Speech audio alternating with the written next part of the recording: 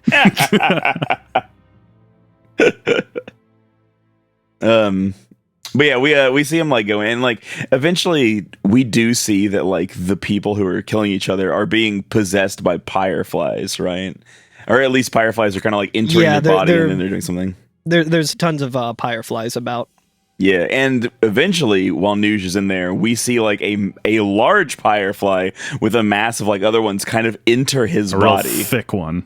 A real thick one.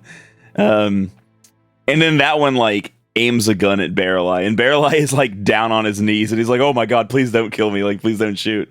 And then I think like all of them kind of like succumb to the pyreflies, and they're all aiming guns at each other. Right? Yeah, and they're all saying to one another, "Put your gun down," and they get into the classic standoff where they're all holding it in like a triangle formation. Yeah, and we hear Payne, who's recording it, just shout, "Stop it!" And that's the end of the scene. Yeah, Payne's being very good at holding the camera too. Yeah. Yeah, they have to like make a square. They've controlled her and now are causing her to point her camera at them. Dumb pyreflies. So mysterious and unnerving times in the Crimson Cave. Yeah. I assume that's like, yeah, that's got to be the cave where that the Crimson Sphere is unlocked, right? Yeah, I would imagine probably the den why of would woe they unlock it or if not? whatever. Yeah. The den of woe that was mentioned once in like the first episode, and then we have not gone back to. Oh yeah, the den of woe. We haven't been to Mushroom Rock in quite a while. Yeah, we're not even sure if it's still there. But yeah, we can also go and talk to Buddy. Yeah, we can. We got a message from Besaid a little while ago. Looks like Lulu finally had her baby. Really? Let's go see them. There's a message from Kilika too. Apparently things are getting a little messy. More bickering? Sort of. Now it looks like they're bickering over the fact that all the bickering stopped. It's just like figures. And then we get a very satisfying and also kind of horrifying screen where it's the start of the chapter. We are on the world map, and it tells us every area that is going to be a hotspot, and every single one down the line, all of the locations are popping up with a hotspot except for one, which is Calmlands. the Calmlands. Okay, because I was like, oh no, does that mean I don't have enough? Like, that's why I had to go check. Yeah, which could still very well be the case, because I did not do any of the PR stuff, so there was no chance in hell I would get one. So it's either it never has that as a hotspot, or we just didn't do enough. Yeah. We'll see. And for me, I guess because I missed something, Mihan High Road does not have a hotspot. Oh no, Interesting. really? Which I figured out what that was. So I must have just skipped over some comm spheres. Oh no. Yep, something like that. Again, just the the baffling like alchemy that you have to do to get everything to line up in this game and give you the cool little scenes. I feel like every time I've done this previous, I've always had like at least one location not pop that I thought should, and I go like, God damn it, and I have to get the 100% on my next go through. Yep. How difficult is it to get 100% like the next part of it in like a New Game Plus situation? Not at all. Super easy. Nice. Because all you do, you just give the sphere to the other team, and it gives you a ton of percentage. Because you'll get all these like cutscenes that you didn't get. For like giving in chapter 3 where it's like, who do you give the Vegnagun spear to? Do you give it to New Yevon or the Youth League? We gave it to Youth League. You said there's more than 100% of content to unlock, so that you can go over 100%. Yeah, so what you do is you just go to the next time and you get like a free like 10-15% for giving it to the other side. Okay, so then I feel like all of my criticisms that I've made previously about Final Fantasy X-2 and the 100% thing in general is kind of off base. Because like... So we can get a true ending by just playing it twice, which means we get to see 2 endings. It's not free. You still have to do most things. Sure. But there's a good chunk of it locked behind the But like choice. I'm imagining that you have all of your equipment in New Game Plus as well, so I can just charm bankle my ass through and get everything. Right. Because it almost seems like I mean I've questioned like the philosophy of the development team specifically for this, and it almost seems like their philosophy was probably a simple thing of just like, no one is going to get 100% on their first playthrough, and they're probably going to want to go around and do other things because you can really kind of mainline through the game pretty quickly. So this is more so about replayability. It's just like the completionist brain in me that is just like, well, I need to do it all in one go, right? Like, you know what? I think that like any decision that they made in this game that might be weird is nicely put away if I just imagine them being like, let's get a little nutty with this one. Exactly. Yeah. And I'm totally like, you know what? We all deserve to get a little nutty with it sometimes. Yeah, for sure. It's a little silly. Yeah. And like I think I've said this in the past, but like all of the good parts of this game greatly outweigh any like annoyance I have with something like the 100% mechanic and stuff. So I've just been absolutely loving it despite my own frustrations with like this specific way of playing it. I understand. I'm excited to like kind of replay it, but like casually. Yeah, that's what I'm looking forward to most. It's so funny. It's a weird like opposite of how I usually play games, where I'm like, I just like to kind of go through and do my own thing and like not follow any guides and miss stuff and then go back and be like, oh, now I can follow guides and really like get into it. And it's like, I don't like this as much, but I'm more so looking through of just being like, well, I can just go through again and play the parts that I want to and avoid the parts that I don't want to. The second time you play the game, we've actually, by trying to get 100%, you miss out on a certain item. And the second time you go through the game, if you intentionally leave some stuff undone, you can get an insane item that I will talk about one day when we do Guado Salam episode complete. Nice. Yeah, cool. Which probably be the next episode. Yeah. Yeah, we'll see how fast we get through these. There's a lot of nice bookends. Speaking of which, there's finally a bookend for sleeping in the cabin every Oh, yes. every All that chapter. hard work we did of taking a snooze. All that hard snoozing. Paying off. Just forgetting to take a nap. Now, I will say, I don't know if this is the same for everybody or if this is just random chance. When I walked into the cabin, the chocobo that's in there was directly in the camera. Yeah, exactly. And I could not figure out how to get up the stairs. So I was like, I can't see myself. Yeah, it's very good. We get a little foreshadowing. You don't have to here. get up the stairs. You just have to talk to Hypello or Barkeep. Oh, that's right? true. Yeah, true. Yeah, why was I trying to get up the stairs? Anyway. But we can talk to Callie as well and get a little bit of foreshadowing. Foreshadowing in the sense of right before a cutscene that it is foreshadowing, which is she says, whenever brother feels down, he comes blubbering to Barkeep. When you fell into that hole, poor Barkeep had an awful time trying to calm brother down. Like any good bartender, there to listen to you. Mm-hmm. I hope he tips well. Yeah, I feel like brother might not. Yeah.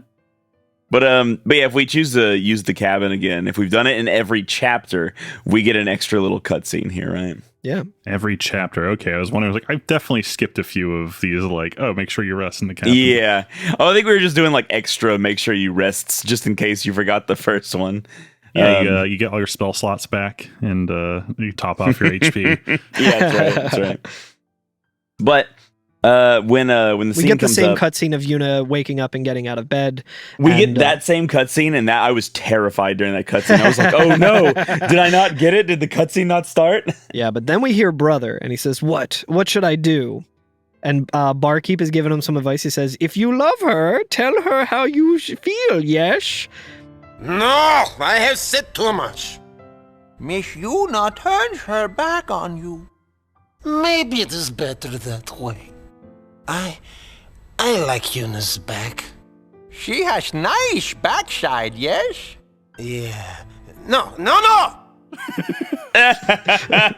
Nomura. He says, "Yeah. No.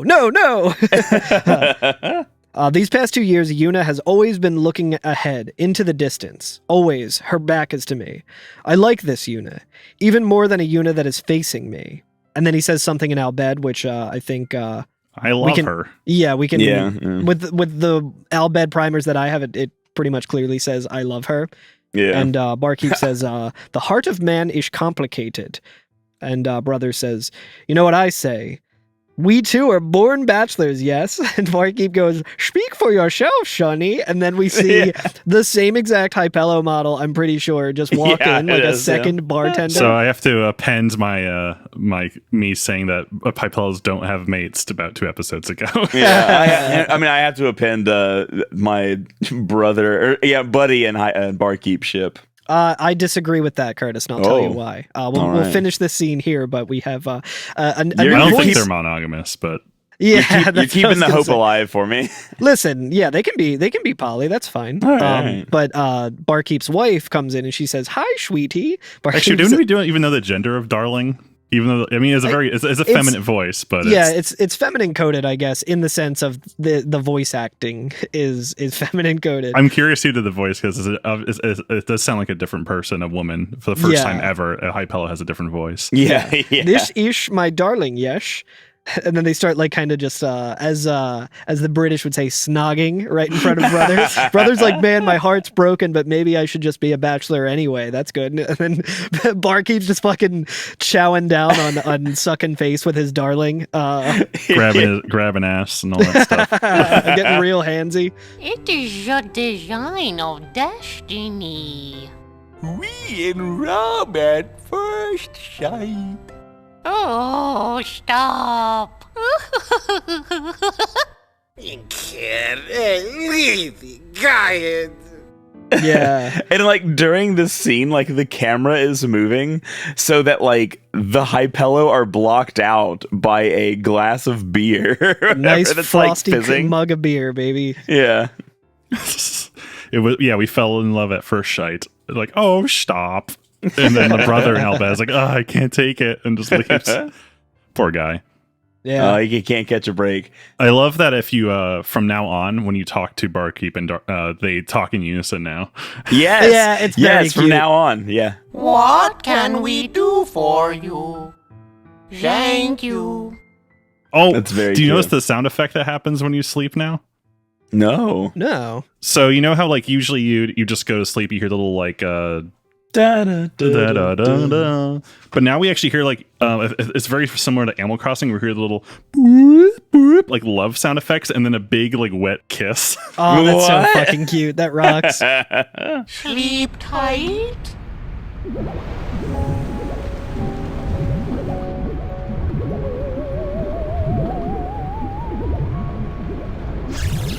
We have a new menu item that we can do as well, which is like rename animals or like I think it's called Pet Shop or something. Yeah, And you for the go pet there and trainer. it just says change the name of your pet and spelled like Hypello. Yuna's dog Kogoro, Riku's monkey Geeky, and Payne's pheasant Flurry. Yeah. Nice. For So the I'm trainer assuming if we Dresssphere. do not have the monster trainer dress sphere, this would not show up. Is that I forget if that's a mandatory. I have to one or not. assume so. Yeah, I would guess so. Yeah. It'd be funny if we just named chocobos from here. You know, there's a couple different pieces of dialogue on the ship as well, because I noticed that like when I talk to Shinra, now instead of saying I know everything or whatever, he says my last mission with the gull wings. Yeah, and I was like, Oh, that's fuck right. yes, get this nerd out of here. Yeah, I know. Yeah, I hope we keep doing missions, but I hope he leaves. Yeah, I'm glad he's gone. I'm glad that he is Maybe dead. he was an I hope intern. he stays dead. Yeah, he's an intern. Yeah, It's like his credits, yeah. Yeah. And I'm sure whatever he accomplishes next will be very good and very well written And ethical. and ethical. Yeah. Yeah, but I feel like this is probably the chapter I would imagine that has the most variance in like dialogue and stuff, because as we said, there's a lot of stuff that we may have missed in our attempt to do 100%. There's a lot of alternate scenes that they probably had to code in, which is very impressive. Yeah, absolutely. Yeah, I'm like looking at. I can't read this, but in the Ultimania, I think there are like full on like flowcharts of like every conditional for like every cutscene. Yeah, and stuff like that, makes which is sense. cool. Wow. Yeah. And like, like here's all the different like if you did this, this is what happens. If you Oh didn't my do this, goodness, like, that's happens. crazy. It's just great. I just wish there was an English version of this. Yeah, maybe someday. Did you guys talk to Callie after this cute did and not. touching scene? No. Because I thought it was very cute. Brother's no longer there, but we go and talk to Callie, and she says, "Don't tell anybody this, but I think Brother's sort of cute with that mohawk. He interesting. looks like an adorable chocobo." Sigh. Little All budding right, all romance, right. maybe. So, I also do she's want to young. talk. Yeah. Well, yeah. I guess that's a good. He point. was a full ass adult last game. Yeah, fuck. Yeah, I retract that. I was like I started to be excited about Brother because this shows his character growth, right? Of him just being like, hey, you know, like his whole dialogue with Barkeep was kind of him accepting that Yuna's not into him in the way that he is, and being like, Yeah, no, right. I kind of like the relationship that I have with Yuna, where she's not super into me, but Right, that's fine. right. He'd rather I chase her than her accept his love. Brother Right, is just right. such a bachelor that it's all about the thrill of the chase and nothing That's else. right. He's no pickup artist. No. His heart is yearning. But now we can go check in on Buddy. Speaking of romance, So okay, here's another thing that terrified the shit out of me. I went to the engine room because there's a scene with Buddy in the engine room, and I got all the treasures and walked around for a little while. I went down to the little like the area below the engine room or whatever, and nothing happened. And I was like, "Oh no, what have I done?" And only when I walked all the way to the back wall and touched the back wall did the actual scene begin. Mm-hmm. Yeah. So I was a bit scared. you gotta get handsy. Yeah. Buddy walks in. And what does he do? He says, better keep your distance. Wouldn't want you losing a finger or something. And he Right. goes, that's my baby. his darling. And Yuna's just like, oh, it's like you're talking to a person. He says, of course. After all, this ship is one of the gull wings too, you know. In a lot of ways, the ship itself is a character. But yeah, Yuna's like, oh yeah, she's been around a lot longer than me. And Buddy kind of goes into her history a little bit. And I says, do love that. this is an emotional fucking roller coaster of a This is story. an emotional roller coaster. I was just It's like, really why did they do this? Me and her met for the first time right after you brought us this calm of yours. I'd caught word that an old airship was at the bottom of the sea, way up in the north. Me and Brother made our way through a sea of ice. A fog moved in, so thick we couldn't tell west from east. Now I'm just thinking of I'm not going to do a George Costanza thing, but I'm imagining Jason Alexander talking about this. On top of that, we were freezing our blitz balls off. Jerry. Yep, I thought we were done for. Then it appeared above us, a single gull, flying along out of nowhere, as if it had come to save us, right? We didn't have a lot of options, so me and Brother chased after that gull with everything we had left, and by some stroke of luck, we found the ship nestled within the ice. Along with our winged rescuer. Yeah, and Yuna goes, oh, so that's why we're called gull wings. All right, it makes sense. Yeah. And then Buddy like turns around and goes, oh, and that's not all. And then thinks about it for a second and goes, never mind. Yeah, and she's like, oh, Buddy, you please. have to. You You can't have just, to tell me what you're getting ready to say. But then they show like the ship flying again, like as he was saying. It all shows of that, we just saw the exactly ship. like the same visual cutscene as his last story. Very funny, very funny. He said, "We were lucky to find the airship, but we were still on thin ice, so to speak. See, we had nothing to eat. We were nearly dead from hunger. Yup, I really, really thought we were done for. Then it appeared above us, out of nowhere, a single gull, as if it had come to save us, right? With the very last of our strength, we bagged that bird, and then and then Yuna cuts him off, and she goes, buddy, thanks. I think I've heard enough. And Buddy was like, oh, that bad, huh? That's so weird. It's so good. That's so good. That's so fucking funny. Like, I'm imagining, like, he doesn't say how they were, but I'm imagining just like on like a small little dinghy or something like that, just like big expedition north. Yeah. Like they didn't even take like the scrap ship or anything like that. Yeah, eating the bird raw. Yeah.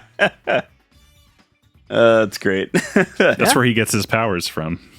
But yeah, I was like, that's a really cute reason to name everything like the gull wings. And if we look on the roof of the like on the hood ornament, right? Yeah, there's the hood ornament that's like the seagull and stuff. I'm like, oh, that's really nice. That's why they're so go birds and stuff. And it's like, oh, it's the gravestone.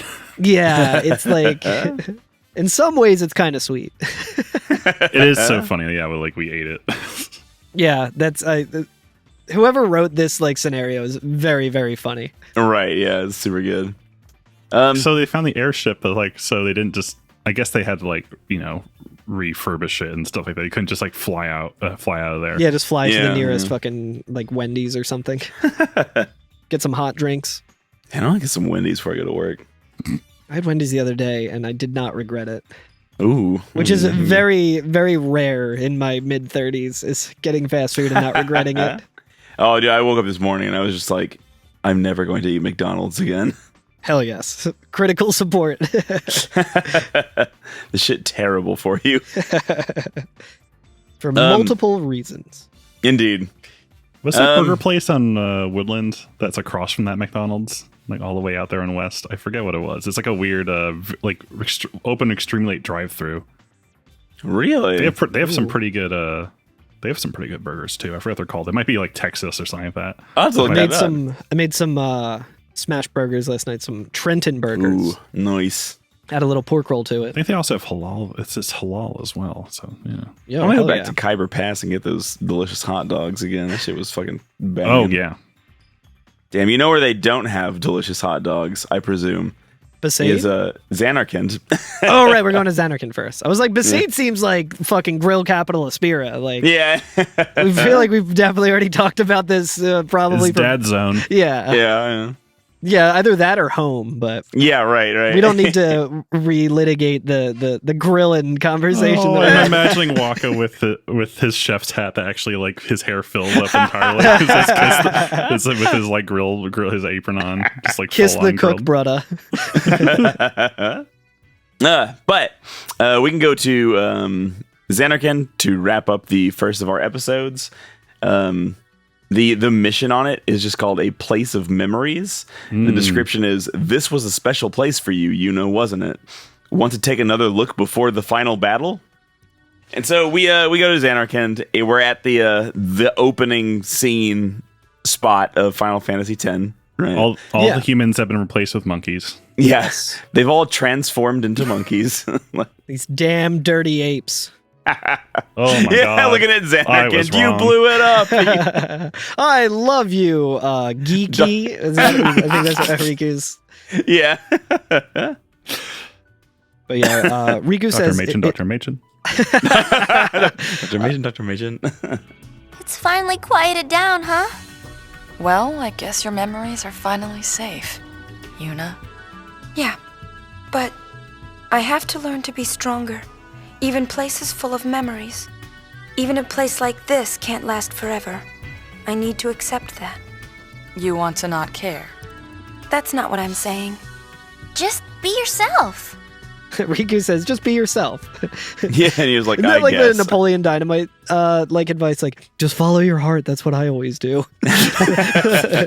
Yuna's like, yeah, I guess. Yeah, you're right. Perhaps, and then like we get her introspective dialogue, inner monologue. She says, perhaps one day I'll find something more precious. But until that day comes, I want to protect this place. The monkeys can't do it alone. Yeah. And she looks off. So she just wants Asara's job, right? yeah, right.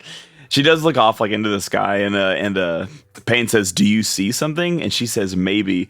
And it looks like a giant firefly or a shooting star or something kind of slowly goes across the sky at that point. So what could that mean? How romantic. Indeed. But there is one person here who's left at the Xanarkand ruins. Yeah, one person just fucking chilling. We do get the episode complete there. So that's true. That's true. You might be tempted to be like, oh, cool. So nothing more to do here. But our boy Mei-Chin is here. So and we definitely got to talk to him. Notably, instead of the mission completes now, we get episode completes, which are like a little bit different in graphics and stuff. Which apparently is not always the case, because if you did not complete the episode, like if we didn't do all the stuff with the monkeys and if it's possible for Sid to still be there or whatever, we would get episode concluded.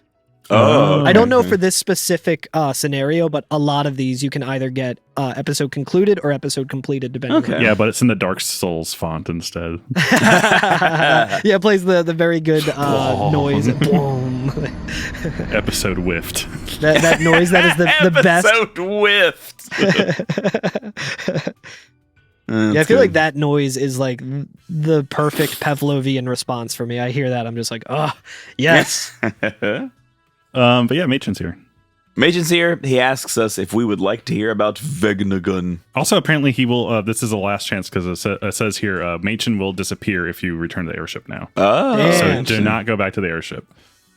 Riku would say there's a difference between clinging to memories and just cherishing them, which I guess is maybe in kind of echoing what her the memories are just what all they are. Pain says, once upon a time I wanted to be stronger too than I learned. But yes, Mei-Chin time. So we talked to Mei-Chin. His dialogue is not as long as a lot of them, but he basically tells us about like the history of Vegnagun and how it was created during the Machina War, and it was like super strong. But he calls it like a spectacular failure, where he's like, yeah, they built it and it couldn't tell friend from foe. So as soon as it was threatened, it would just attack everybody. And they were like, we can't even use this against Sin. Like, you can't even like wheel this thing out, or it's just going to kill us too. So like, they just locked it away under Bavel. And then I think Pain, she asks, how do you... Jeez, Gramps, you really know a lot. Where'd you learn all that? And Mei-Chin like kind of like, that would be... Starts stroking his beard a little bit. Yeah. And then he just starts emanating some fireflies. Oh. Yeah, he says, this should explain some things. Yeah. And he becomes like somewhat translucent. Riku says, Gramps, you're dead? And he says, mortifying, isn't it? Yeah, over the years, I managed to completely forget that I am unsent. It was only when I shook your hand, Lady Yuna, that I remembered. Which is interesting, because I forgot about that when he shakes her hand at the very beginning. That was beginning. in this game, right? And he kind of got like introspective. Yeah. He's like, oh, something's wrong. Yeah. Yeah. And Yuna asks why, and he says, 1,000 years ago, here in Xanarkand, I shook the hand of another young lady. Pain's like, ooh, 1,000 years ago. And they all like realize, like, Yuna says, oh, it was Len. And he says, correct. It was quite a strange feeling shaking your hand. Two different people from two distant times with exactly the same handshake. And Riku's like, oh, you've met a lot of people, right? And he says, yes, my child, many meetings and just as many partings. The many people I have known have all journeyed to the far plane, leaving only me behind. 'Tis quite lonely. Aw. And then we get a flashing white screen. And we see, what was his name? What's Yuna's dad's name? Oh, Mr. Yuna. We see Mr. Yuna, we see Jekt, and we see Arin.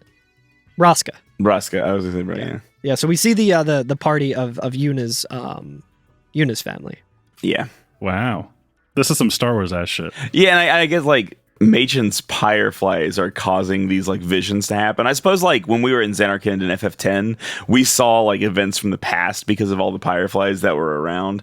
So like the party can see Braska, Orin, and Jecht sitting on the same hill that they're at right now, and Eunice like, oh, Father, and Machen's like, oh, I'm sorry, my memories are acting up again, or something like that. My memories seem to have a mind of their own. That's what he says. Yeah, and Eunice says, so people really are connected, and Machen continues and says, but of course. Yeah, and he's like, and when that fades away, Machen has also faded away, right? Yeah.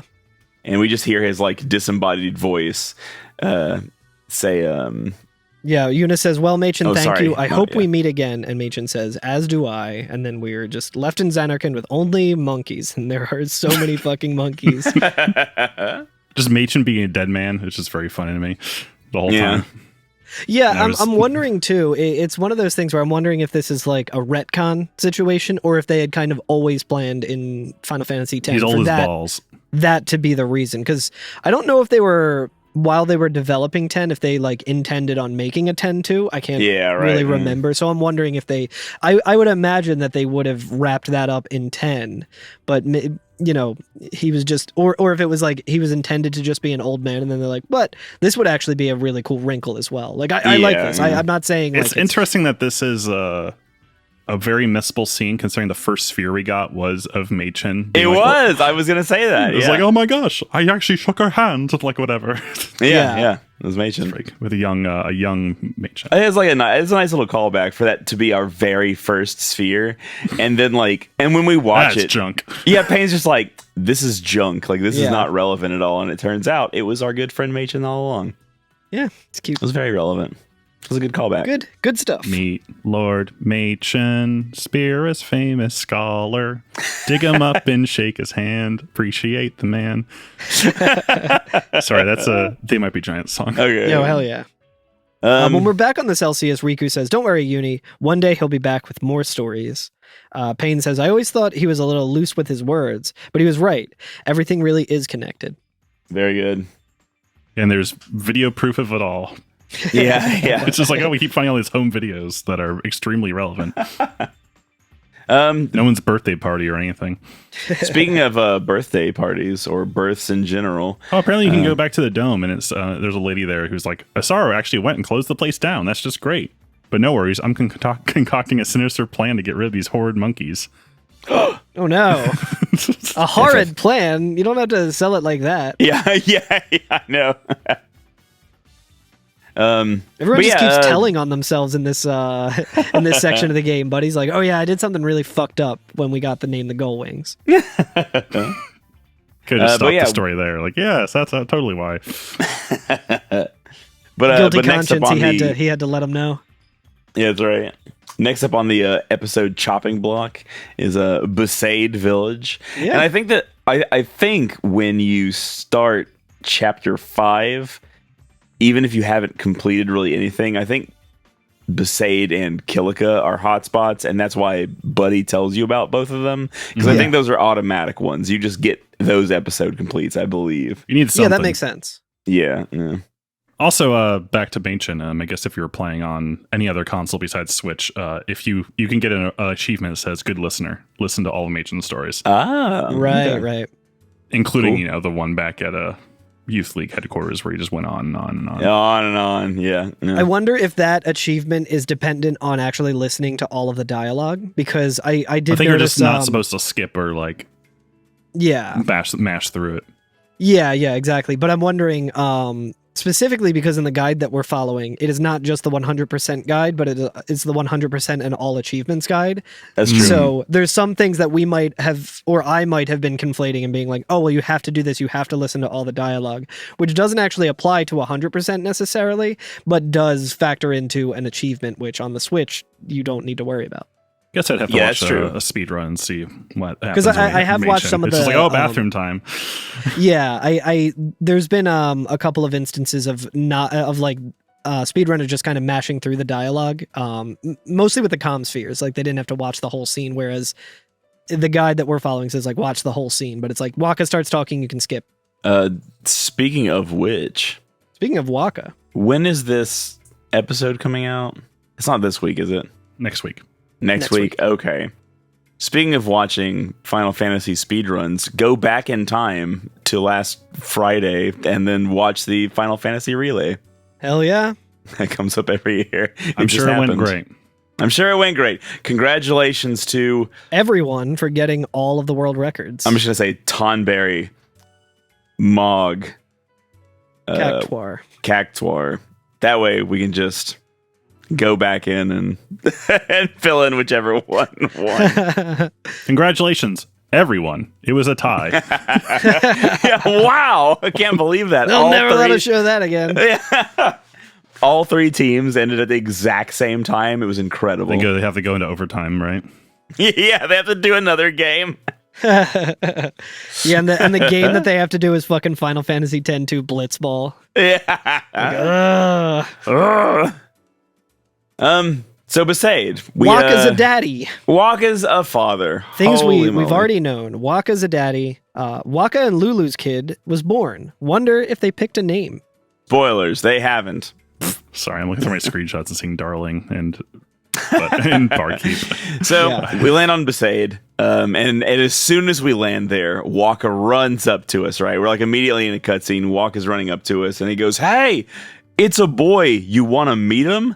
And Yuna's like, "Oh yeah, absolutely." So we go into Besaid, and then up by the temple, like right where the entrance to the temple, Lulu's standing there, and she's like holding their baby or whatever, right? What a weird looking. And it has like a very like cute. I love the look of this baby. It looks like a fucking dark magician from Yu-Gi-Oh, but it has like a little Moogle pom pom, a Moogle pop, just like sucking its thumb. A very high res baby. I think it might be the only baby in all of Spirit now that I think about it. Yeah. They finally have the technology to render a baby, but they can only render one. His like swaddle or whatever is like a weird like Cabbage Patch. I was gonna say it's like a husk of corn. Yeah, it's really cute. This is a big bulb. It's got a little bit of I didn't notice this when the cutscene was playing, but if you kind of zoom in, he's got like little Wakka hair, like red Wakka hair kind of sticking out the top, like right out front of his hat. Little Billy Quiz Boy looking ass. Yeah, he's wearing the purple like that is adorning his outfit is the same purple as like as Lulu's like eyeshadow and lipstick and one of her necklaces. Very cute. I have to do some photo editing really quick, so take over from it. Yeah, but Riku says, "Oh, he is so cute in Albed." Ooh, Rakulida!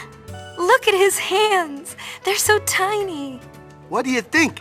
He's cute, yeah? Good thing he don't look like me. Which is funny because he does kind of look like him. Yeah, he literally has his hair. Actually, I'm curious if Lulu's hair is naturally black. It'd be very funny if it was actually orange. Yeah, just she's so goth. She's like, I can't be like a redhead goth. I gotta dye it black. Yeah, right. Yeah. I see some red hair and I want to dye it black. And Yuna says, "Don't be silly. He's got your mouth."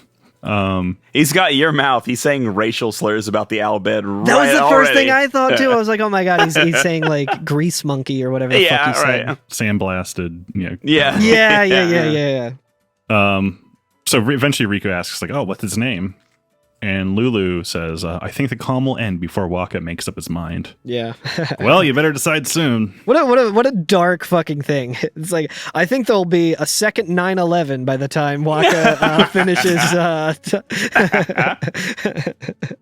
There's not many historical like reference points in this world. Yeah. It's just like the weather. Yeah, Yuna says, "Well, you better decide soon." And Wakka's like, no rushing. Like, naming my son is my first important decision as a parent. Becoming a good father requires intense emotional preparations, yeah? Yeah.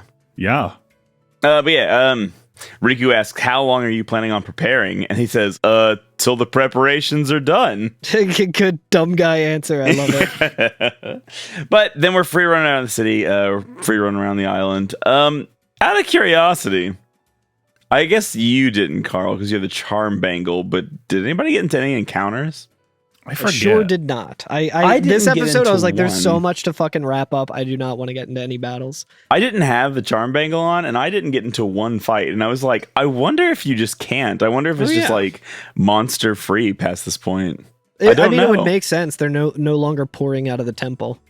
Yeah, we can assume that the Aurochs and Becklum or whatever have cleared them all out. Yeah. I went inside just to see if there's any other dialogue because Lulu just goes inside the temple. Yeah, she doesn't have much dialogue. She just says like, she just says I want to take time, but it might take time, but I still want Wakka to decide. Yeah. I worry that Lulu doesn't have much agency in this whole game. She doesn't say a whole lot. I feel like they sat her down and had her read all her lines in like one sitting because there's. I mean, to be fair, like I feel like in 10 she didn't have that much going on either. Where like we learned one thing about Lulu the entire game. You know what I mean? Which is like, oh, okay, she failed on her first pilgrimage. Yeah, that's her whole character. That and she dated Chapu. Yeah, and that's the sum total whole of it. Yeah. But it happens. It's fine. I think, like in this one, it kind of makes sense, I guess, in a sense of like the first thing she kind of said to Yuna was like, it might have even been in the Eternal Calm where she, like, the reason that she's not in the game is she's like, well, I don't want to, I don't want to be like the mother figure to you. Like you have to go and do your own path. Like I've done that enough on the pilgrimage. So. Oh yeah, she wasn't in Eternal Calm yet, but I think she mentioned it very early. Oh, she was mentioned. Game. Yeah, she was mentioned of. Yeah. We learned that she is pregnant. Maybe there are still things to do on Besaid Island. We can go to the docks and see Becklum as he's shipping off. He's been called back to the headquarters, and he asks. First thing he does is ask, "Has Wakka settled on a name for his kid?"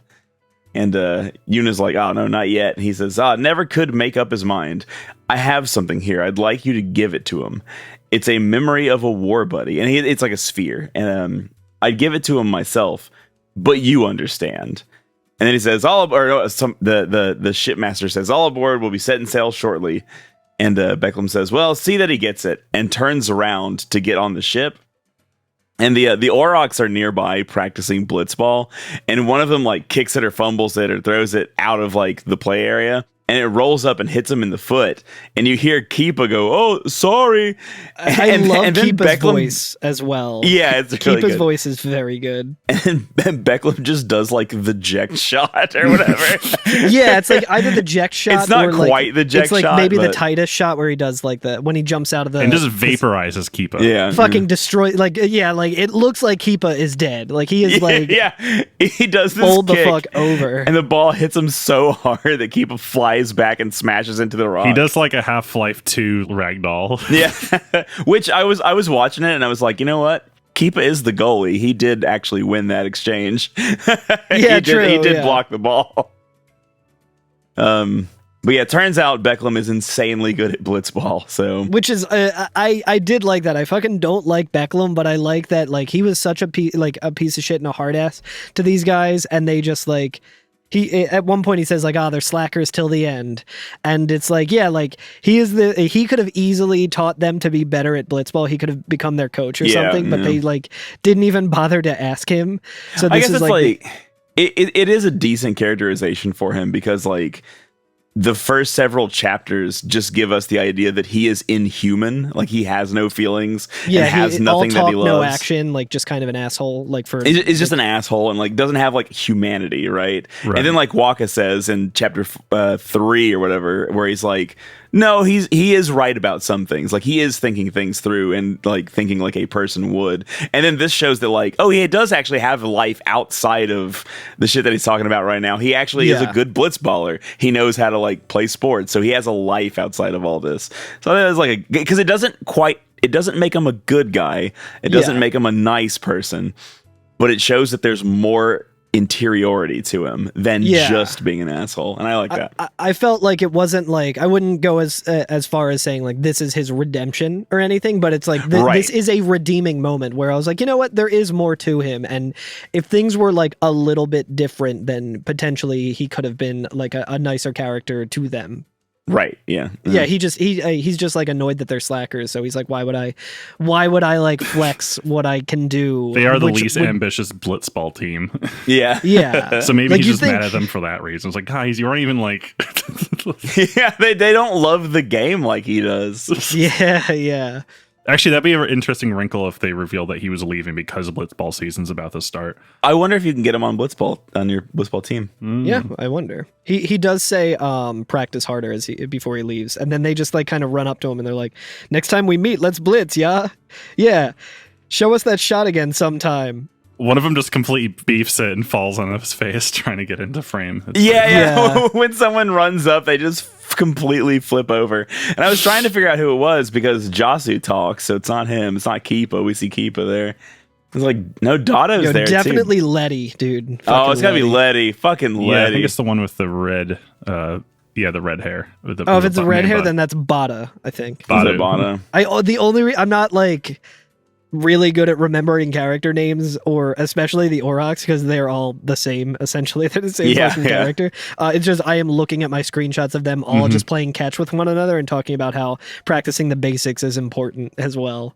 Kids, I like also when you talked to them earlier, someone's like, I hope the baby doesn't end up being called Hey You. Kids, I have some bad news about Letty. Not Letty! But yeah, on our way back to, Besaid, like the town from the beach, we do run into Wakka. And just by like the prayer stone, right? Near the prayer stone. If you never played the first game, not being able to go down one road would probably drive me insane. Yeah, right. I have played the first game and I don't remember what's down that way, and it also drives me insane. It's where we came through the water. If we jump off the cliff. Yeah, we can get to that cliff and see that there's more map there, but we can't get to that as well. So. Yeah, but Wakka's walking up. He's coming to. He's going to the beach to say bye to Becklem, and we tell him like, sorry, he's already gone. But Eunice says he gave me the sphere, and Wakka's like, oh, for me, let's see it. Yeah, and Wakka was kind of like, shit, we never really. I guess we never really got to patch things up between me and Becklem. Like they didn't see eye to eye. They didn't like each other. Right. But the recording in the sphere is interesting because it's being recorded by Chapu before he leaves to go on to join the Crusaders. Right. This is the first time we actually see Chapu ever. We see him kind of in FF10. Is it the first time we hear his voice though? I think it's the first time we hear his voice, but we see him in FF10 on the far plane. Oh, that's right, we do. But like not super well or whatever. It was just like his character model and Wakka was talking to him or something, right? Yeah. If I remember correctly, which I probably don't. I never remember anything No, directly. I think that's correct. But we hear Chapu talking, and Wakka is praying to that statue, statue. What would you call it? A stone. And so Chapu's behind him and kind of talking to Wakka, like talking to him through the medium of the recording, right? Like he's like gonna leave this recording for him for Wakka to listen to later, kind of thing, if that makes sense. I don't think he's explicitly talking to Wakka right now. Like something to leave him for before he goes to the Join the Crusaders is kind of a goodbye gift, like a little journal. Yeah.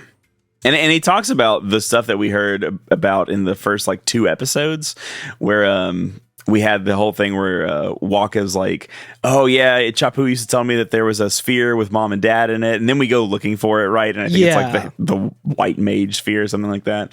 It's the one that just like looks at all the weird chests and stuff around the island, I think, right? Hey, Wakka, remember that time? Nah, you probably forgot. Something I told you back when we were kids, yeah? There's a sphere on the island, I said. Showing mom and dad. I lied. Truth is, there's no such sphere. I'm sorry. Back then, you'd lecture me no matter what I did. Someone has to keep you in line, yeah? I guess I was kind of bitter. That's why I made up the story about the sphere. And then, like, while he's talking, you hear Wakka in real life, like in real time, go like, if you got time to take pictures, you got time to pray. Especially since you're joining the Crusaders. Someone has to keep you in line with our parents not around. And then Chapu kind of says to himself to the recording again, knock it off with the surrogate parenting. Give us both a break. I just need you to be my brother. And that's the end of the recording. Aw. Yeah. Yeah. No.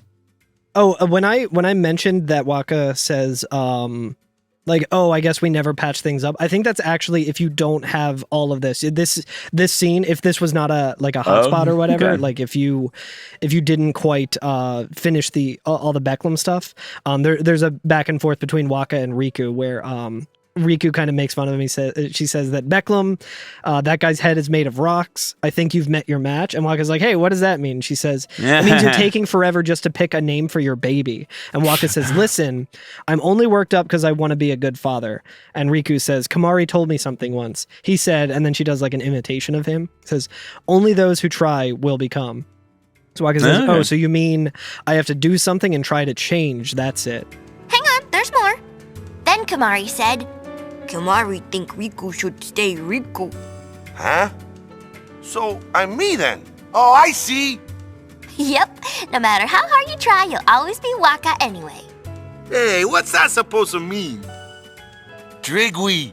And then in Al bed, Wakka says, thank you. And Riku says, huh? Cool. And he says, anyways, you guys have to stay in the village till nightfall at least, yeah? Okay, cool. Interesting. And that plays into like the next scene that we'll hear in Nightfall. Which Wakka also says that to us after watching the War Buddy sphere. Yeah, the only difference is after the sphere, he just says, I don't know why he couldn't just come out and say that. Yeah. And then he says, stay in the village till nightfall.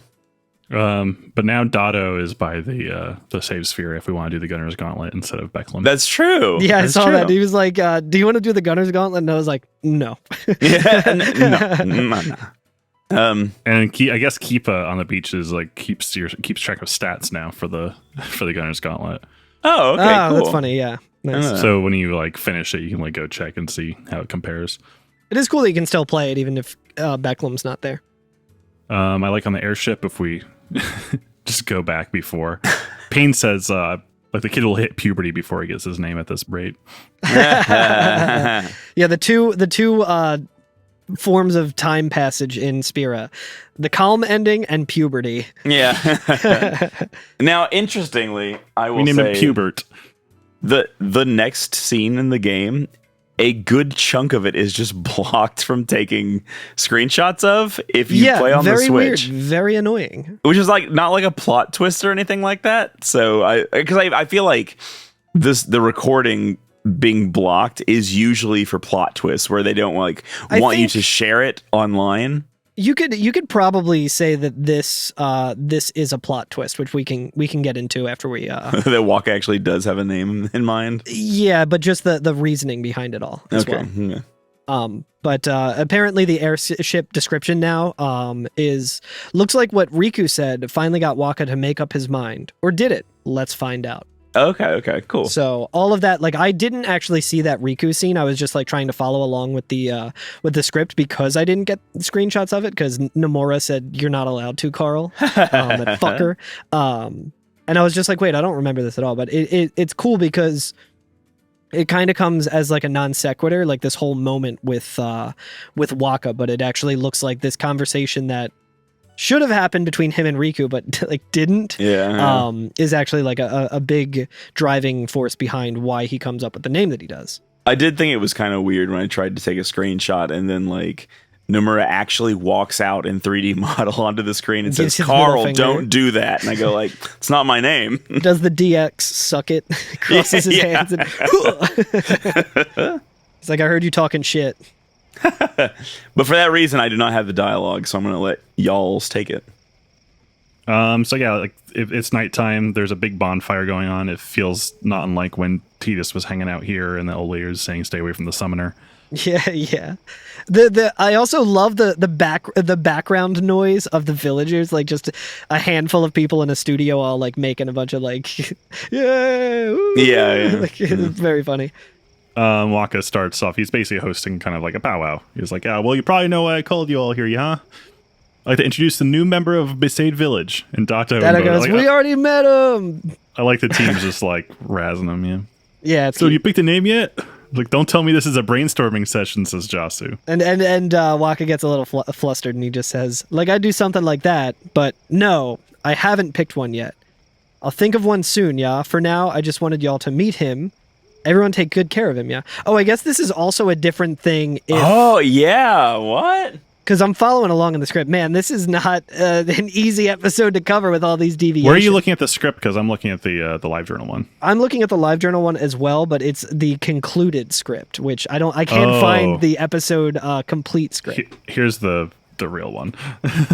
Oh, yes. Interesting. Yeah, I was curious where you were getting your concluded scripts. I chose a name. His name is Vedina. Everybody take good care of him, yeah? Yeah!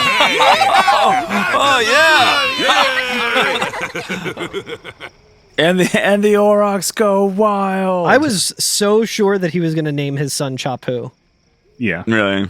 It would be funny if in the PS2 if it had your game card in it, just named reads it after your cards. whatever Titus's name was. Yeah. I'm naming him Yeah, that would Tebus. have been cute. I'm naming him Thurston. Fart ass, yeah. Oh, shout out to Thurston. Suckma. I'm naming him Seymour. Oh no. So Yuna says, congrats. This is kind of just them kind of one-on-one because I think everyone's just celebrating. Yeah. I always try to cram myself into some kind of mold, a blitzer or a guardian or a follower of Yevon, and now a father. I always get so wound up about what I should be, but in the end, I'm just me. Anyway, I can't keep coming up with all new Wakkas all the time, eh? So it looks like I'll just have to start doing things my way. That's the way I'll write our story. Yeah. Yuna says, hang in there, Dad. This is very much kind of like what Yuna's doing as well. She's trying to kind of find herself and not kind of do what everyone's expecting her to do. Yeah, exactly. And an echo. In the episode concluded version of it, he says, like Kamari said, only those who will try to become, but I'm already me, yeah. So it's him starting to grapple with that. So it's it's kind of cool how they did that with tying Kamari into it, but as an optional kind of thing. Yeah, cool. that's interesting. Wakka says, sin was nothing compared to diaper changing, yeah. But later it's just things have settled down and it's just Wakka and Lulu around the fire. Right. I guess it's implied that, I think we'll find out that, YRP is just kind of lurking and kind of watching them. Yeah. Hey, sorry it took me so long to decide on a name, Lou. It's all right. I knew it would be worth the wait. I had faith. You had faith in me? Wakka, we're in this together. Whether you see it or not, I really do rely on you. Guess I'd better not drop the ball, yeah? You won't. This is really key. This is kind of seeing Very them cute. more as a couple for the first time, I think, because Wakka's always running around or missing or something like that, and Lulu's I never really see them kind of huddled up close or just being a couple. I like how we see Wakka's insecurity where he's like, damn, Lulu is such a baddie. I know I'm going to fucking fumble this, so I need to try my best.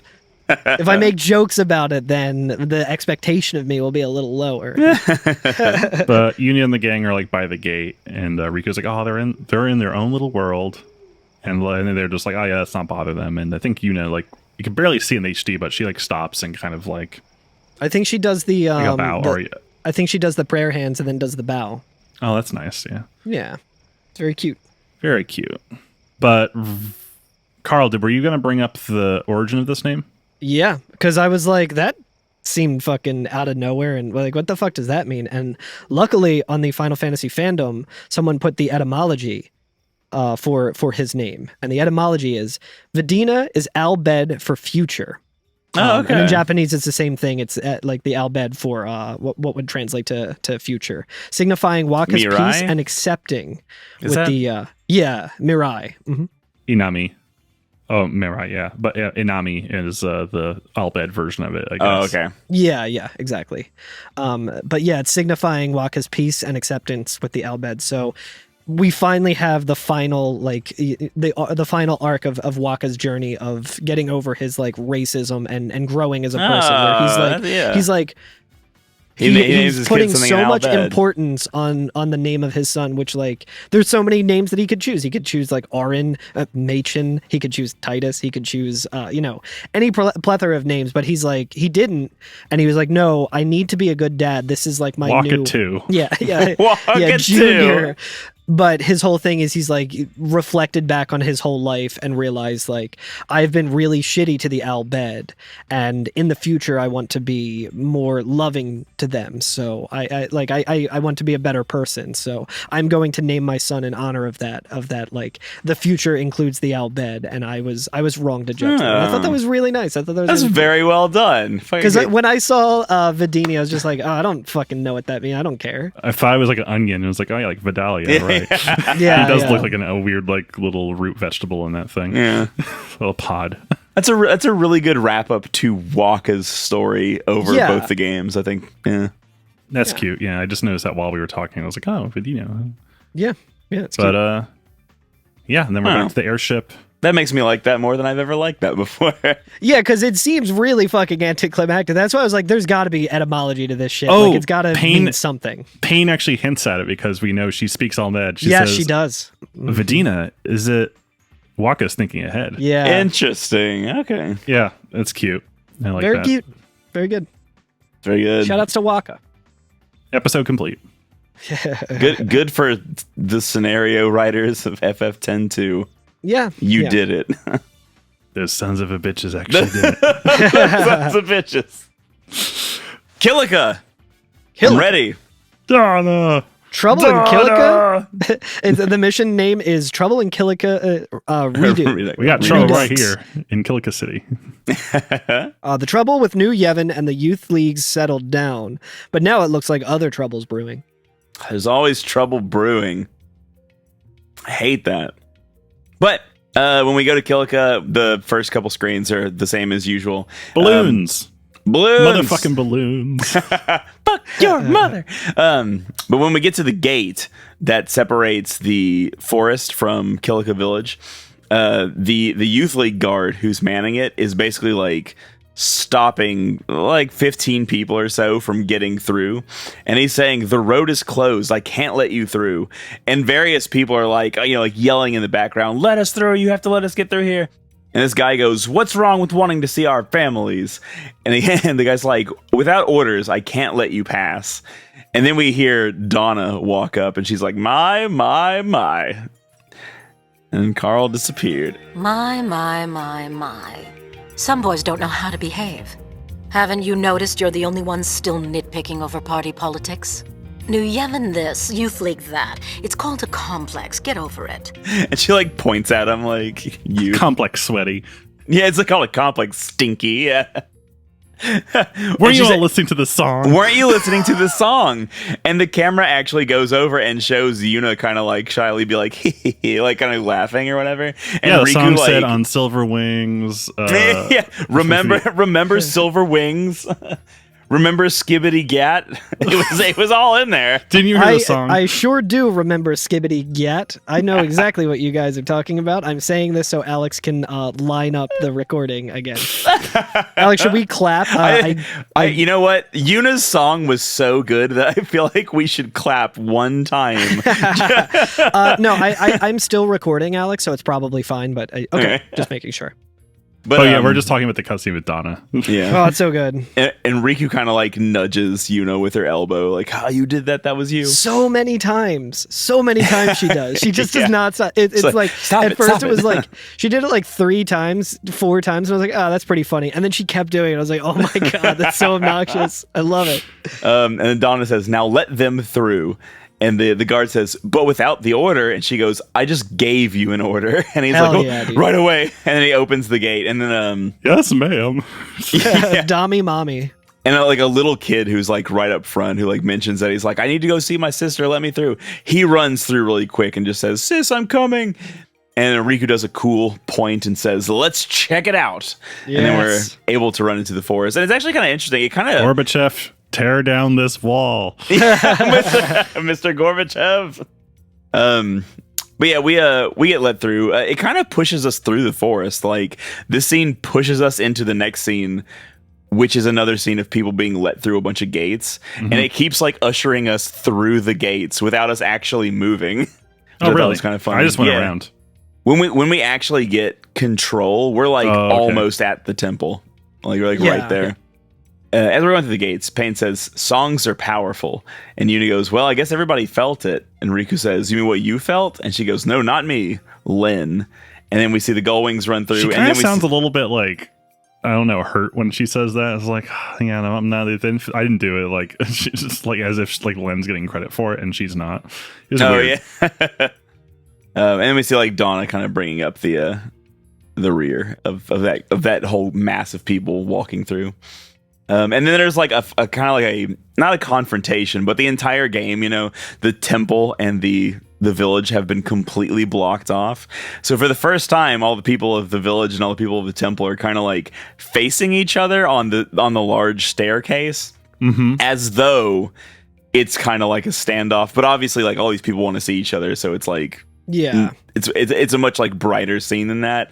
But I do like that I'm like, you know what? I forgot that like literally Donna and Bartello have not seen each other the whole game since the very beginning of the game. This is like the first time they're standing face to face, right? Yeah. And of course he goes, Donna! and she like starts saying the thing that she's been practicing, and she stumbles over it a little bit. She's like, it seems to me like you've forgotten who it is you're supposed to be guarding. And she like goes into that thing that we've seen her practice. Well, it seems to me you have forgotten who it is you are supposed to be guarding. I ought to fire you for just up and leaving me the way you did. Don't interrupt. I've been practicing these lines for days, so be quiet and let me finish. Everyone kind of reels back as well, which I find very funny. Because normally you would think in like a game like this they would add some effects, they would add reverb or something, or make it boomy and stuff. Sure, because it's implied that he is shouting the same way he did to break the comm spheres. He's doing the fucking Fusro. They just used it straight up like they would in like without any blood is dripping out of their ears. She says, "Don't interrupt. I've been practicing these lines for days, so be quiet and let me finish." And everybody around her laughs, right? Laugh at her. And he goes, a lot of good gang noise in this. Like the gang vocals that they're doing. It's all very good. He says, "Donna, please forgive me. I'll apologize as much as you want. Don't say I can't be your guardian anymore. I'll never lead your side again." And Yuna goes, "Oh, that's so sweet." Everyone goes, "Aw." Yeah, everybody says, "Aw." And Donna turns around and goes, "Shut up."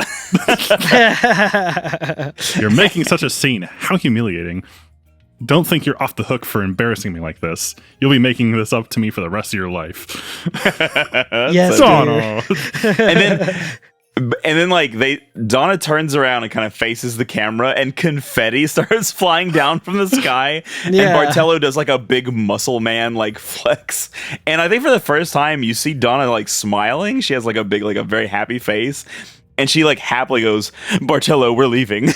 And I was like, oh, that's a nice like little change to how it usually is or whatever. Confetti is very funny. Yeah, all the confetti kept flying down from the sky. Yeah. But yeah, a bunch of people like a lot of microplastics this region. Yeah. Speaking of microplastics, I feel like we can really see the portion of the HD remake, like the high res versus like backgrounds that like people complain about like in real time. I feel like Bartello looks like fucking shit in this scene. Like his eyes are. And that's all not weird. me talking shit on him. It's just like the model is so strange. There's like he's not just so.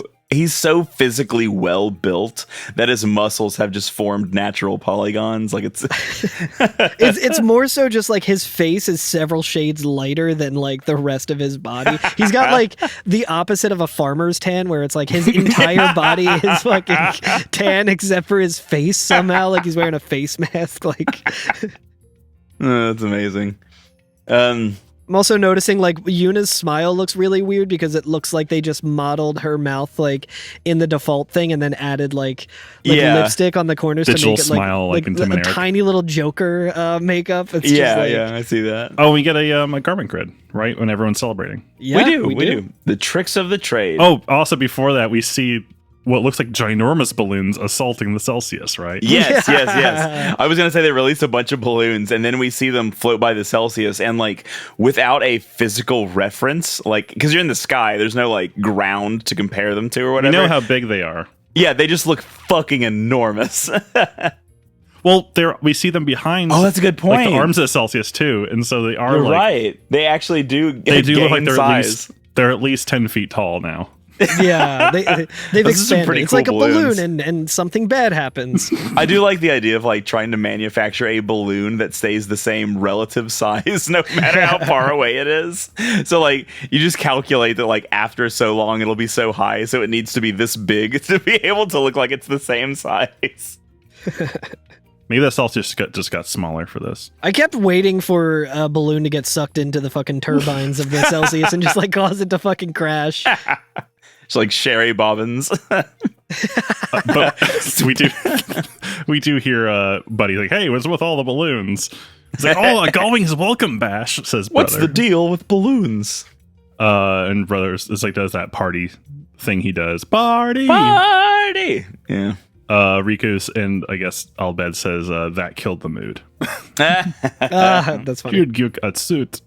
Yeah, but we get episode complete, and we also scored the Tricks of the Trade garment grid. Yeah. Which I did not look at. What is that? I did. It's a grid that hastens Dark Knight, White, and Black Magic abilities. Ooh. So Black Magic wait time is down, White Magic wait time is down, and so is Arcana. Oh, really? And I think the background of it looks kind of like I think it's the weird like sarcophagus enemies or whatever, like the slabs with the like demons coming out of them. That's what it looks like. Do you have to pass any nodes for those? Yes. Okay. Yeah. So, and its configuration is a little weird. It's like it's got the 4 on the outer ring, and then there's just like a straight line through horizontally where the white magic node is. Okay. But it's like 4 steps. And then there's it's kind of like an S shape. How do you like get the Dark Knight one? The Dark Knight one is it just you just cross one thing? Yeah, you can just cross one thing. Cool. I might try that out for one of the super bosses coming up. Nice. So we'll see. Cool. Hell yeah. I think that last Donna was the one that finally got through, said Riku on the Celcius. Payne says, I'd like to know where our leader got the crazy idea that Kilika would be throwing a party just for us. It's time. It's that time again. Are you ready for some Blitzball? Oh, I'm ready for some Blitzball. The Blitzball season is here at last. So, are we playing? Can't wait. Can't wait to dip my toes back into that delicious ball. Yes. The land of the ball. The land of ball is life. So at the beginning of the episode, I alluded to it being nice that the game explicitly explains to you, like, or heavily implies at least what is going on and what decision you're going to make. Because in this scene, there's something missable, I think, that is not explained at all. Oh, really? Okay. Yeah, just like very counterintuitive, at least according to like how the guide works and how the speedrun works. Because I had to restart this part quite a few times. Because we go to Luca and we are immediately at the desk where we can like register for the Blitzball season. Okay. Yeah, and you get an immediate cutscene, right? Yeah, immediate cutscene. Shalinda is talking about it. The day that Blitz freaks across Spira have been waiting for is finally here. That's right, folks. Blitzball season has begun. I miss who are the other 2 announcers? I want to say Bada, but it's not Bada. Yeah, it's not Bada. Basu and Jada. Yeah, it's like Blappa or some shit, whatever. Like Blappa and Crappa. I missed Tom them. Kenny and guy who sounds like Bill Hader but wasn't Bill Hader, I'm pretty sure. Glup and Shido. Yeah, I miss Glup and Shido. Yeah. Blitzball freaks have been waiting for. Like, that's right, Glup. That's right. Right, Glup. you are, Glup. But yeah, Riku's like, wow, is it that time of year already? And Yuna's like wondering if Wakka and the gang are here. Then Buddy shows up and says, the Aurochs aren't coming. I hear they've got their hands full with babysitting. And Riku says, oh, they should have just brought Vidina along. And I also tested this because I had to restart a couple of times. To see if that changed at all. If you come here before you go to Besaid, or if you don't get the baby name, like in the one scene, Riku just says, oh, like they should have just brought the baby along. Okay, the cool. baby. But yeah, Buddy says, and guess what? They want the Gullwings to compete in their place. And Riku's like, are you serious? Oh, right. I've always wanted to play Blitzball. And Payne says, why do we have to play? Brother says, don't sweat the small stuff. Leave everything to me, which that was my strat in Final Fantasy X. Yeah. Leave everything to really Brother because he was so fucking good at Blitzball. So that's right. He was pretty good. I wonder if he's rusty at all. Yeah. Well, Buddy says, so are we in or what? And we get an option, let's do it, or I don't think so. Yeah, what option did you guys choose? I chose let's do it. I said let's get blitzing. Oh, I didn't do it because my 100% guide says I need to do some stuff by the balcony first. Exactly. Curtis, you got the scene still, right? That we got to talk about today with the Moogle? Yes.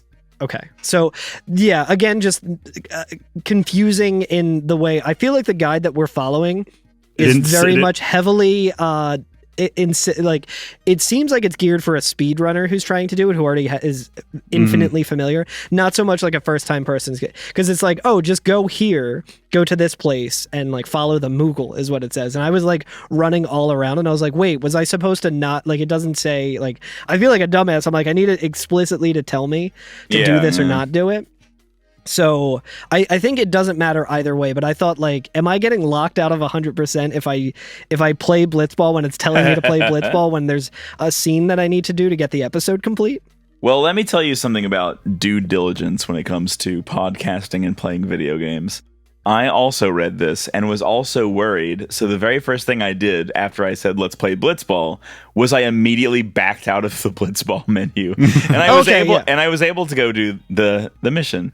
I did not go back in and try Blitzball. So if we talk about it, I'll discuss what I remember from last time I played it. That was actually a good like permutation that I had wondered about, because I was like, I don't have time to fucking test out all the different permutations. I'm just going to start and say, I watched a speed run do it, and they say no, and then they go like, but it's interesting because when Curtis, do you have the dialogue that is said when you say, like, yeah, let's do it? Yes. Because Yuna talks about how she's been practicing her diving and stuff. That's right.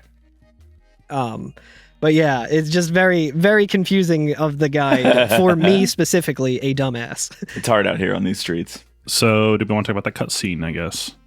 Yes. So if you go up to the stairs to the Mihin High Road, and it's a very, like, it's a deceptively small, like, event box that you need to be inside of to actually trigger this event. I could not find this. You have to be up on the balcony. I mean, you got to be against the railing for it to start. Basically you have to go to the scene, like the infamous scene from Final Fantasy X, where the laughing scene, you have to go there and then hit like the confirm button so that Yuna can remember that exact scene, right? And trigger and you this be, like, event on it too. Like, while you can't do it a couple feet back. While I was doing that, it was like a bunch of like bad situations for me, because it was like there was the scene in Besaid that I couldn't take screenshots of, and I was like, fuck. And then after I got that, I had taken too many screenshots on my Switch, so it wasn't allowing me to take screenshots anymore, and I was like, fuck. And then I got here and I didn't know which answer to do, and then I was running all around. I was following like the speed run and stuff, and I went to like the save sphere, and I guess I was still holding up, and I accidentally walked to the Mihin High Road, and then I got the scene that we're going to talk about, I guess, next week about that, where they were like, oh, like, do you want to go to the travel agency? And I was like, I don't have time for that right now. I gotta go. I gotta go. I just kept resetting. I was like, what does this game want me to do? I don't know. I'm so afraid. I've come so far. I'm not going to get 100% anyway, so I don't know why I'm stressing about it, but I need to see the scene. I want to see what this Moogle is about. I was looking for, I think, someone in a Moogle outfit, like Yuna. That's like, exactly what I was looking for, too. Yeah. I was like, oh, because we were here in the mascot outfit, so I was like, this must be, like, someone in that outfit around here or something like that. I went back to go and check the doc where Yuna was as the Moogle, and I was like, I'm just looking it up. I'm just looking up what the speedrun does and following it. But yeah, so if we go up to the balcony, and I think maybe press confirm or whatever, and we get the scene to start, she has a memory about standing there and like the haha scene, and Titus like teaching her how to whistle or saying like, oh, here's how you do it, right? And she can do it now. She shows us that in the present, she's able to like very easily do that like finger whistle.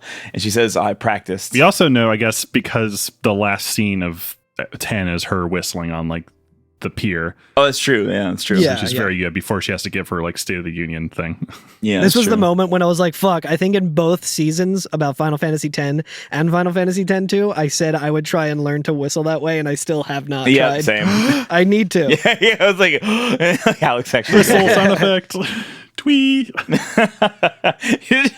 That's a perfect sine wave. I was gonna say it's amazing that Alex can perfectly whistle at like the swearing bleep out sound or whatever.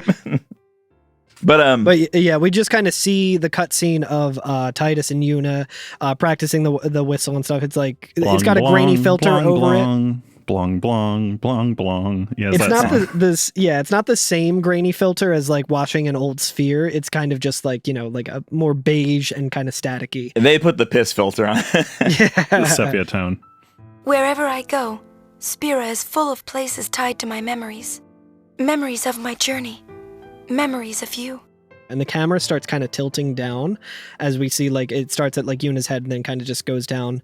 And there's just a little tiny, like, stuffed Moogle that is just standing right next to her and glowing with, like, a bunch of, like, little fireflies. Yeah, right. And apparently only she can see it. It's like the Fairly Odd Parents. Yeah, Yuna goes, huh? And Paige says, what's wrong? And Yuna says, but you can't see it? They're just like, oh man, like, you need to take a break, Yuna, like, something's going on. And the Moogle just, like, hilariously starts floating and flies off. Yeah. And like and the whole thing here is we just track it down to 2 or 3 places, and then it shows us a memory of the events of Final Fantasy X. Yeah, from that like spot. Yeah, and she tells the group to, like, wait here. We go down. We get a mission prompt. Follow that Moogle. There's a furtive, floating, fluffy, flying Moogle. What more do you need to know? Chase after it. Objective: catch the Moogle. That's every F and FFFF. That's a lot of fucking alliteration. The furtive Moogle, so easily forgotten. The furtive, fruitful, virile. But we go down to the square. We remember Tidus, like, explaining Xanarkand, I think it was. Like, oh yeah, the cities in Xanarkand are huge. Like, and she's like, wow, Willikers or whatever. I forget what the whole thing. She can't even imagine. She says G Willikers. That's right. Then on the the pedestrian walkway where he's actually, like, physically trying to, like, teach her how to whistle, sticking her fingers in each other's mouth is just really weird. And eventually, we do make it to the docks where we arrive on the Leaky, I think. Yeah. And the Moogle kind of disappears onto the ship, right? Yeah. And she remembers the scene of us, like, getting off the boat and arriving in Luca the first time. I'm trying to remember what the dialogue was that during that scene, what we're thinking of, what Tidus is saying when they arrive. But something dumb, I'm sure. Sorry, I was trying to find. I'm trying to remember what song is playing here. I think it's just like the default one, because I was singing along to it about the Moogle flying around, like, flying Moogle, he's flying all around town.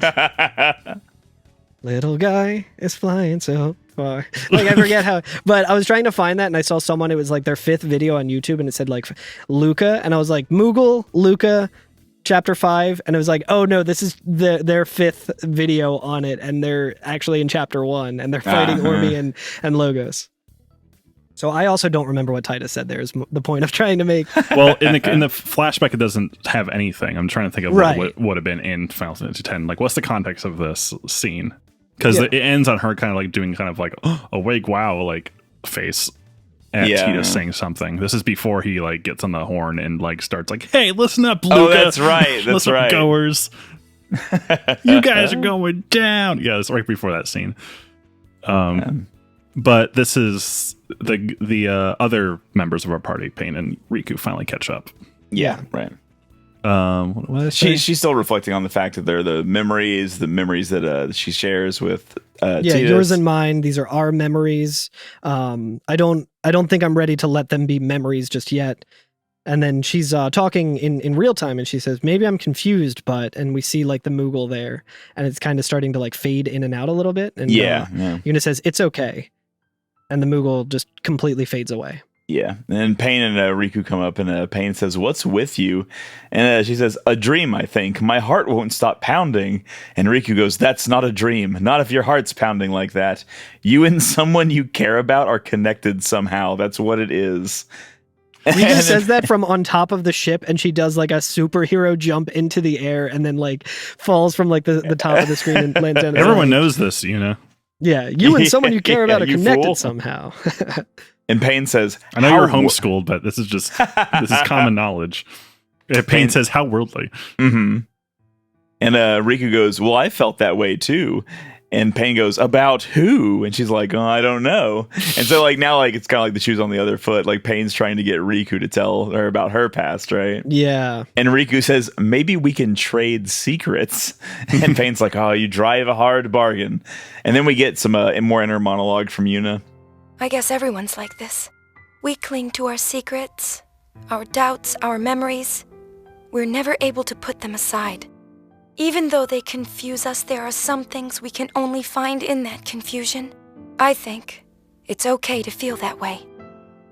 And then we see the Celcius coming down. We get the big episode complete banner. Yay! Yeah. Did you all play Blitzball? I did play one exhibition match, and I briefly looked into how it all works, and I was like, oh, God damn it. It's a lot of waiting. It's a lot of waiting. I mean, there's a speed up version where you can just have it play through like super ultra fast. I made the mistake of selecting a visual camera. Like, oh no, this is gonna take fucking forever. Yeah, you just got to do the one where it just like plays the whole match in like 30 seconds and just gives you the overview. Yeah, is that the one where like there's like an adrenaline meter or something? There is an adrenaline meter. Is that part of the mechanics of it, or is that part of the like speeding it up? Because I just put as many stars into adrenaline as I could. And I got fucking destroyed because Shinra fucking sucks. Yeah, there's a mode where like it just shows you the overview and that's it, and it basically just gives you a readout of what happened during the match. Yeah, I did like the default view or whatever, where it just shows like all of the icons on the sphere, but every now and then it would show someone taking a shot or something like that. Got you. Now, I am of split mind about this minigame. Everyone loves Football Manager on stage. Yeah. I'm kind of like Fantasy Blitzball. It seems like a stripped down version of the earlier one with like different stats that apply in different ways. Yeah, I guess we should say. So it's like you said, it's like a manager sim more than like actual Blitzball minigame. You're like picking characters for your roster that have like limited contracts and managing like who's on the team, who's injured, whose contract is about to come up, and then you let them play the Blitzball game. You don't like take control. It is very funny that they decided that this is the way the game works, and they had a totally like diegetic way of making this work in game, of just being like, well, the aura you can help. Yuna can manage the Aurochs. Right. This. And they ended up and instead they're just like, the Aurochs don't play. It's the Gullwings, who you've been controlling the entire game. And guess what? Yuna can finally play Blitzball, which is really fun. But guess what? You don't get to control her playing Blitzball. Well, and that's the thing is that like I don't mind it. Like I love Blitzball in Final Fantasy X. I really came around on that minigame and I really enjoyed it. I never did. Yeah, but with this, it's like it takes out as much like this seems better to kind of like mainline and not have to do as much grinding in the same way of like actually doing stuff versus like just putting it on autoplay. I like it in the way that I feel like recently I have just not wanted to play video games in my free time. and so I'm just like, oh, I don't even have to play it. That's delightful. All games should be this way. I just shouldn't have to play them. So if you give me a mini game, it should just do it real quick and then tell you what the outcome of it was and be like, thank you. So I think I read like a pro strat about it, and I don't know how pro the strat is because it was like 5 minutes of research and it took me to Reddit, but apparently you can just do exhibition matches against the Kilika Beasts, who are like the easiest ones to do, and that will help your characters. Yeah, because half their team got fucking wiped out 3 years ago. Like you can level up your blitzers. Oh, that's a good point, Alex. I didn't even think of that. They're all just a bunch of children.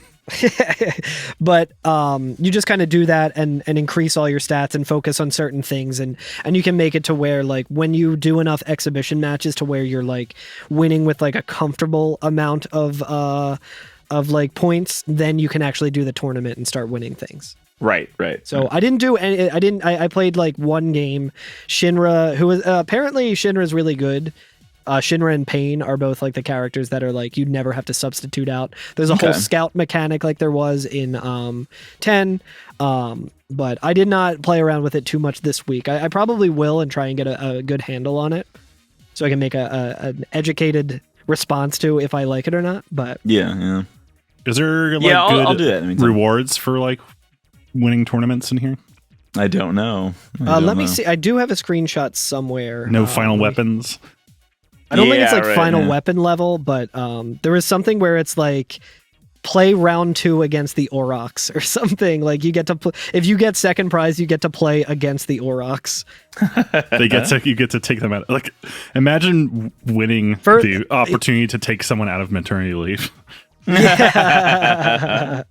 Sorry, you gotta go. In the tournament, and here's another thing I do not understand that I would like to figure out more of, or ask someone who does know about it. The prizes are: first prize is a star bracer, which I don't know if we have any of those yet. I don't know how high value of an item that is. Second place, play the Besaid Aurochs, which is very funny. Like, I guess it's like a championship sort of round or something. Although I got put up against the Goers first round. Oh no. Yeah, I think the thing is, like, do not try the Spira League or the tournament until you like sink a bunch of time, like an hour into the exhibition matches where you're just like starting to be good. Yeah. Third place is a talisman, and top scorer gets an X potion, which that doesn't matter. But the thing that confuses me is in the top right corner there is a 30. And I noticed that every time I went in there and hit cancel, like you did, Curtis, in the beginning of it, that then becomes 31. And every time you hit cancel, it becomes 32. It always goes up by one number. And I want to know what that means. So I got a lot of research to do on it. I'm sure that someone in Discord will let us know. Yeah, I'll probably reach out to someone who actually knows about it and have them explain it to me, because fair enough. Maybe we'll come back to this. I've had enough bang in my head against this game, and it's kind of baffling design to be like, oh well, let me do a deep dive into figuring out Blitzball myself. I'm like, I just want someone to tell me. I don't care. Speaking of the Kilika Beasts, there's one Kilika Beast in the square who says, I may not have a lot of human fans, but check out this action. In front of him is a cat, a monkey, and a dog that are just like sitting in front of him. God, that's the ideal fan base. If you are a cat, a monkey, or a dog, and you are listening to the show and you like it, let us know. Right in. Ask an adult to log in. Yeah, use your mom's credit card to send us money somehow. But yeah, I guess that'll be it for this week. That'll be it. I'm tired of y'all. We can, justice will be served next week on the Mihan High Road. Delicious, scrumptious justice. Oh, yes. We will, I think, return to Mushroom Rock, like we said, right? Yep. What's after that? Is Jose after that? Bevel. Oh, Bevel. Okay, cool. Yeah, we're knocking out some pretty quick ones. A lot of them are like, you go there, you do one thing, you're out, you're done, right? And then we'll get some that are like Jose and Beacon El Desert that are like, do something and then grind for several hours and then come back. Yes. Via Infinito. Yeah, Via Infinito. Now, luckily for our first trip to Bevel, just to get the episode complete, we don't have to go all the way down. But I think we do have to go to like floor 40 I or hope something. I have all enough Crimson Spheres. I hope I didn't miss any. I'm thinking because when we get to Mushroom Rock again to do the door. Instead of the Den of Woe, it'll be the Den of Oh No. the Den of True Woe. You can't go in. Yeah. Yeah, we're just going to keep grinding away at our pre-Vigna gun stuff. Yeah. Maybe we'll get to Guadalajara Salam. I don't know. Maybe we'll talk about all the various permutations that can happen in this game, but more than likely we'll probably miss some. I feel like in this episode I don't think we talked about any of the We'll do a differences new in the season Kilika plus one, in a few years. Yeah, totally. Cool. Well, as always, not as always, but as of recent, September the 7th is 8 Static. So as always, 8 Static will always be on September 7th. Always on September 7th. So come to that. I would love to see you there. Are you going to BitGen this Friday? I need to ask my roommate about that right now, because I might. Well, I'm probably not going to go, but I have it on my calendar just in case. Yeah. I might. Robbie invited me too. Friend of the show. Robbie also reached out to me, but I don't know if we can swing it this year. It's fair.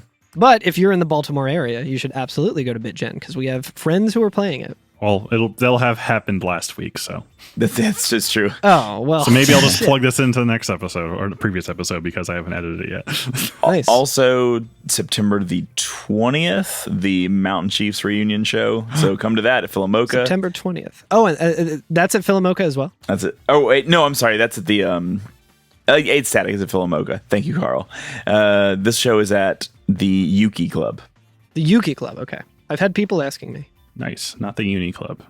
I think we made that. Not joke. the Uni Club. Not the Uniqlo. Not the Uniqlo. Yeah. Which they've got some good Amano art shirts still there, I think. Ooh, hell yeah.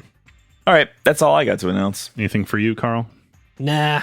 All right. Nah. Congrats on your streaming. I'm hoping, I've been trying to get Frostwad to bother you because the co-op Cult of the Lamb update just came out and you guys should stream that. Oh, right. Well, we do have a Frostwad Friday coming up at some point. Will that have happened by the time this episode comes out? Maybe, probably not, but who knows? Maybe we'll start doing those again. Alex, do you want to avoid jumping into some holes Putting off couple the whole more jump, times? Yeah, that sounds fine with me. Thank you all for listening once again. Thank you to Noriko Matsuda and Takahiko Oguchi. Rate, review, subscribe to us wherever you're listening to us. You can find us at EveryFNFF on Twitter /X/Instagram, Blue Sky, and YouTube, which, speaking of, I uploaded a side-by-side comparison of the 1,000 words cutscene, and there's actually a lot of differences between the Japanese and English version, which is really fascinating to see side-by-side. A lot of unique animations and just interesting decisions. But yeah, you can hop in our Discord and talk more about stuff going on with us and complaints and corrections and maybe tips on how to play Blitzball. Teach us how to blitz. Teach me how to blitz. New Evan this, Youth League that. It's called a complex. Get over it. Weren't you listening to the podcast? See ya. See ya. Bye.